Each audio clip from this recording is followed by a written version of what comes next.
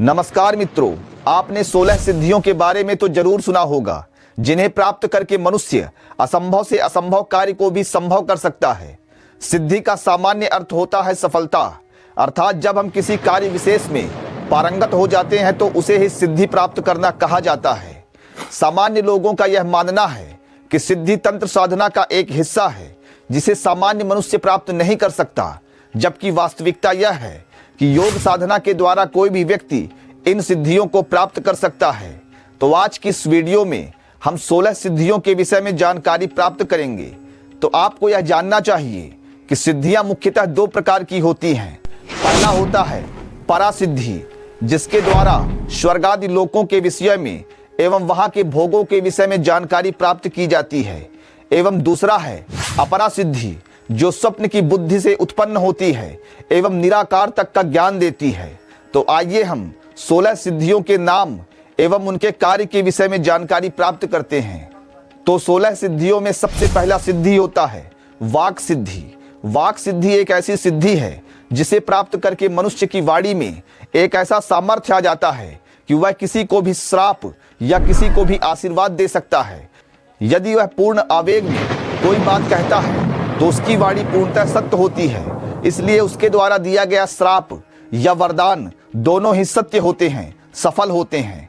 16 सिद्धियों में दूसरी सिद्धि है प्रज्ञा सिद्धि, अर्थात हमारे मस्तिष्क में एक ऐसी सामर्थ्य आ जाती है जिसके द्वारा हम दुनिया की समस्त प्रकार के ज्ञान को अपने भीतर संग्रहित कर सकते हैं। हम छोटी से छोटी उन विषयों की जानकारी प्राप्त कर सकते हैं जिसे जानना सामान्य मनुष्य के बस की बात नहीं होती है। हम लोक एवं परलोक के विषयों की जानकारी प्रज्ञा सिद्धि के माध्यम से अनुभव करने लगते हैं। तीसरी सिद्धि होती है दूर श्रवण सिद्धि। दूर श्रवण सिद्धि से हम उन चीजों के विषय में सुन सकते हैं जिसे सामान्य मनुष्य नहीं सुन पाते हैं। वह कितनी दूर भी कोई घटना हो रही हो, कोई आवाज हो रही हो, उसे हम ध्यान के द्वारा सुन सकते हैं। यहाँ तक कि अदृश्य शक्तियों के बीच भी यदि कोई बातचीत होती है, कोई आवाज होती है, तो वह भी हम दूर श्रवण सिद्धि के माध्यम से सुन सकते हैं। चौथी सिद्धि है जल गमन सिद्धि। जल गमन सिद्धि प्राप्त करने के बाद साधक किसी भी प्रकार के जल की सतह पर चलने में सामर्थ्य हो जाता है। फिर या तो वह तालाब हो या समुद्र या नदियां, सभी की सतह पर वह चमत्कारिक रूप से चलने में सक्षम हो जाता है। पांचवा है दिव्य दृष्टि सिद्धि। दिव्य दृष्टि सिद्धि एक ऐसी सिद्धि है जिसे प्राप्त करने के बाद साधक उन चीजों को भी देख सकता है जिसे सामान्य मनुष्य नहीं देख सकते हैं। हमारे चारों ओर ऐसी बहुत सारी शक्तियां होती हैं जो सामान्य मनुष्य नहीं देख पाता है, लेकिन दूरदृष्टि सिद्धि प्राप्त योगी उन चीजों को आसानी से देख पाता है। इसके अलावा वह दूरस्थ चीजों को भी ध्यान के द्वारा ठीक उसी प्रकार देख सकता है जिस प्रकार से एक सामान्य मनुष्य अपने सामने की चीजों को देख रहा होता है। सातवां है अदृश्यकरण सिद्धि। अदृश्यकरण सिद्धि प्राप्त करने के बाद मनुष्य अपने शरीर को इतना सूक्ष्म बना सकता है जिसके द्वारा वह लोगों की नजरों से ओझल हो जाए, अर्थात वह अदृश्य हो जाए। ऐसा सामर्थ्य अदृश्यकरण सिद्धि के द्वारा प्राप्त की जाती है। आठवां है विशोका सिद्धि। विशोका सिद्धि का सामान्य अर्थ होता है अपने रूप को परिवर्तन करने का सामर्थ्य, अर्थात इस सिद्धि के द्वारा साधक अपने रूप को किसी भी प्रकार में बदल सकता है, वह कोई भी रूप धारण करने में सक्षम हो जाता है। नौवां है देव क्रियानुवर्तन सिद्धि। इस सिद्धि को प्राप्त करने के बाद मनुष्य देवताओं के साथ संवाद स्थापित करने में सक्षम होता है। वह किसी भी देवता का आवाहन करने में सक्षम होता है, उनसे कोई प्रार्थना करने में भी सक्षम होता है और उसकी प्रार्थना की पूर्ण होने की गुंजाइश बहुत ज्यादा हो जाती है। 10वां है कायाकल्प सिद्धि। कायाकल्प सिद्धि एक ऐसी सिद्धि है जिसके द्वारा मनुष्य अपनी किसी भी अवस्था में अपने रूप को नयापन दे सकता है, अर्थात यदि वह बूढ़ा हो गया है तो किसी भी समय वह अपने शरीर को नव यौवन प्रदान कर सकता है, उसके शरीर पर समय का प्रभाव नहीं पड़ता है। 11वां है सम्मोहन सिद्धि। सम्मोहन सिद्धि प्राप्त करने के बाद साधक किसी भी जीव जंतु के विचारों पर, उसके मन पर अपना अधिकार स्थापित कर सकता है और वह उनसे मनचाहा कार्य ले सकता है। ऐसा सामर्थ्य सम्मोहन सिद्धि प्राप्त करने के बाद साधक को प्राप्त हो जाती है। 12वां है गुरुत्व सिद्धि।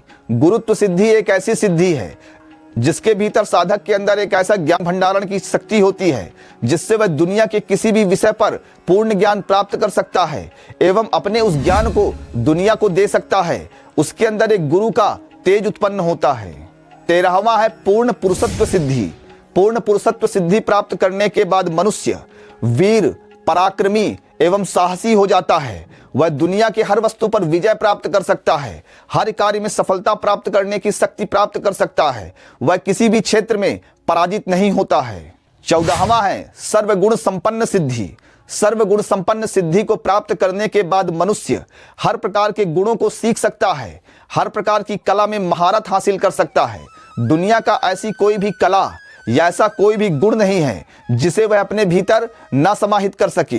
वह हर चीज में महारथी हो जाता है, हर चीज में कुशल हो जाता है। 15वां है इच्छा मृत्यु सिद्धि। इच्छा मृत्यु सिद्धि प्राप्त करने के बाद मनुष्य समय पर विजय प्राप्त कर सकता है एवं अपने शरीर को अपनी इच्छा के अनुसार ही प्राण त्याग सकता है। वह अकाल मृत्यु नहीं मर सकता। इसलिए इच्छा मृत्यु प्राप्त करके साधक एक तरह से मृत्यु पर भी विजय प्राप्त करता है।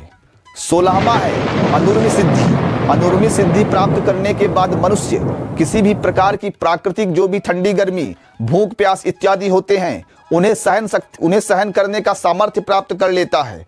उसके शरीर पर किसी भी प्रकार के प्राकृतिक आपदाओं का प्रभाव नहीं पड़ता है। यह वह अनुर्मी सिद्धि के द्वारा प्राप्त करता है।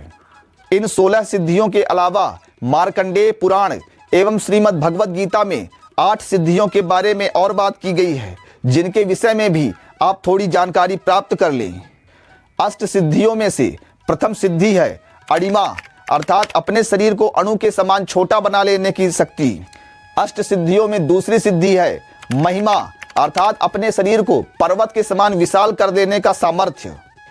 तीसरा है गरिमा, अर्थात अपने शरीर को इतना भारी कर लेना कि आपके शरीर को कोई टस से मस ना कर सके। आपका शरीर पहाड़ के समान वजनदार हो जाता है।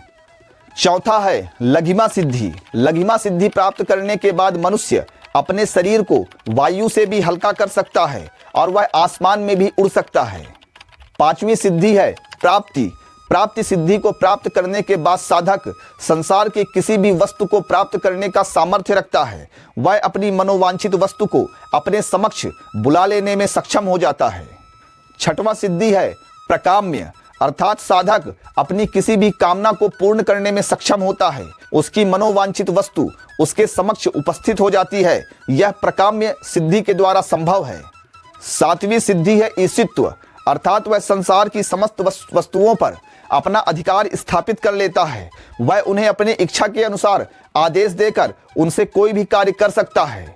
8वीं सिद्धि है वशित्व, अर्थात वह दुनिया के सभी जीव जंतु पर, सभी वस्तुओं पर अपना वश स्थापित कर लेता है और एवं उनके मन एवं उनके कार्यों पर अपना नियंत्रण स्थापित कर सकता है। इस प्रकार से हमने 16 सिद्धियां एवं अष्ट सिद्धियों के नाम एवं उनके कार्य को समझा। अब इन्हें किस साधना के द्वारा प्राप्त की जाती है यह हम आगे की वीडियो में बताने का प्रयास करेंगे। आप सभी को बहुत बहुत शुभकामनाएं।